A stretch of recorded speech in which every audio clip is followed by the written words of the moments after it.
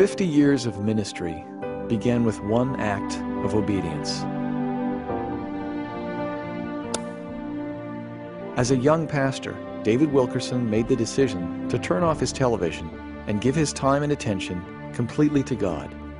It was a decision that would have immeasurable impact on his life and ministry. Born on May 19, 1931, in Hammond, Indiana, David Ray Wilkerson was the second child of Kenneth and Ann Wilkerson. David grew up with 4 other siblings, with the eldest being Juanita, a younger sister Ruth, and 2 younger brothers, Jerry and Don.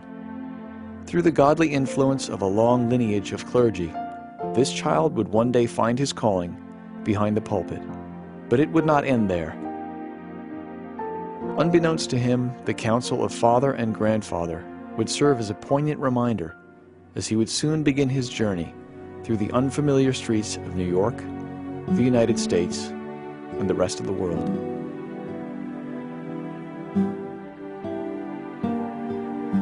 On June 14, 1952, he married the love of his life, Gwen Caruso. Later on, he accepted a pastoral position in the small town of Phillipsburg, Pennsylvania. Amidst the comfortable and satisfying life of a country preacher, there was a deep cry that could not be silenced.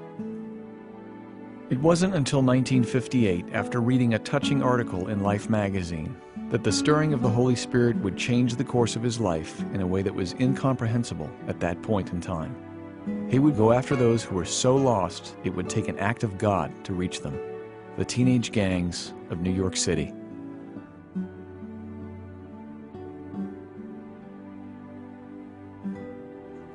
This trip changed his life forever. David Wilkerson's burden for the lost of the city increased and gave birth to Teen Challenge, a nationwide ministry to reach out to people with life-controlling habits. Teen Challenge became primarily a drug prevention program, an inpatient care center, and I had to set up the home in Brooklyn. We set that up in 1960 and expanded from there simply to take care of those that we were preaching to that had no place to go. The hospitals couldn't handle them at the time. Nobody was set up. And drug addiction then spread across the country. We just followed. The ministry's Bible-based recovery program to troubled teens, gang members, drug addicts, and alcoholics has been recognized as one of the most effective efforts of its kind. Teen Challenge has grown to include 173 residential programs and numerous evangelism outreach centers in the United States, and 241 centers in 77 other countries. The program's cure rate of 86% has been recognized and substantiated by the U.S. government's National Institute on Drug Abuse. Today, many Teen Challenge graduates serve as ministers and missionaries throughout the world. The story of David Wilkerson's first 5 years in New York is told in The Cross and the Switchblade, a book he co-authored in 1963. The book became a best-selling phenomenon, and more than 15 million copies have been distributed in over 30 languages. Because of the success of the book, a motion picture was released in 1969. It has been viewed by an estimated 50 million people in over 30 languages in 150 countries, according to the World Film Crusade. In 1967, he began David Wilkerson Youth Crusades, an evangelistic ministry characterized by efforts to reach teenagers he called goodniks, middle-class kids who were restless and bored, to prevent them from being seduced into a life of bondage to drugs, alcohol, violence, or lawlessness. Now hear me please, if we lose this generation, we're going to lose it in the hearts of God's own people. If you feel the pull or tug of God's Spirit, don't move unless you feel that pulling at your heart. And you want that revolution in your life tonight. You want everything changed. I want you to get right out of your seat. I just want you to come and stand around the front. Look this way, please. I don't want people just to look at you like you're on show. Not at all. Jesus, reach these hearts. You're 2 girls. Now, break this terrible habit, because, Lord, it's a mind habit. That's where it has to be broken. Break it in the mind. God, break it. Jesus, break it in the mind. Soon after, together with his wife and 4 children, he moved the ministry's headquarters to Texas, where he founded World Challenge Incorporated in 1971.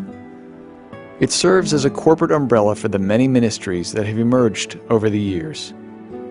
With a strong emphasis on bringing the Lord's love to the disenfranchised, World Challenge has served the poorest of the poor throughout the world and communicated the gospel in practical and effective means, be it through large outdoor crusades or through meeting the basic needs of a struggling widow.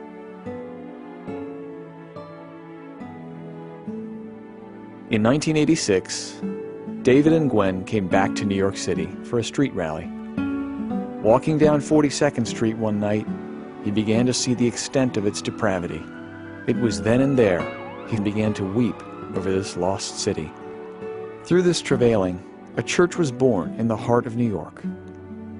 Times Square Church has stood at the world's crossroads as a church that seeks out the lost, the addicted, and those seeking true fulfillment through the power of the risen Christ.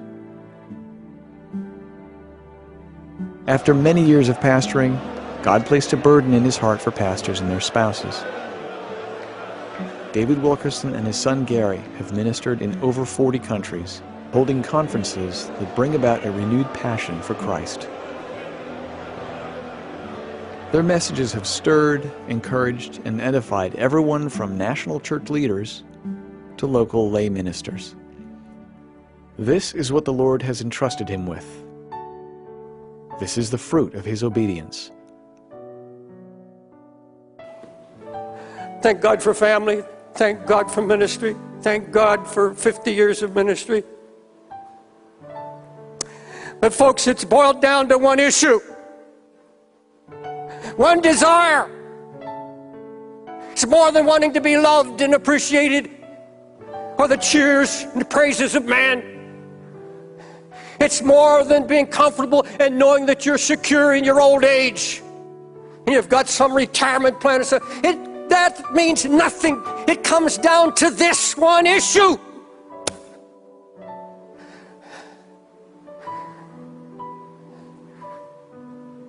I want to be like Jesus. I want to see his face. Then I want to be a reflection of who he is.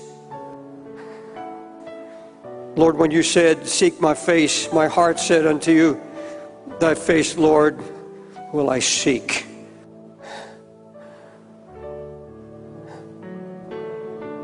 That's the answer. After 55 years of ministry in over 50 nations, David Wilkerson humbly reflected on the events of his life and asked the Lord this simple question: what might I do for you at this stage of my life?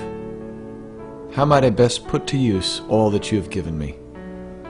And God's response was as simple, as clear, and as tender as anything he had heard him speak in 78 years. David, feed the poor. With this simple instruction as its foundation, Please Pass the Bread was born, a ministry which reaches into the darkest slums around the world to develop sustainable feeding programs and bring the gospel to those in most desperate need.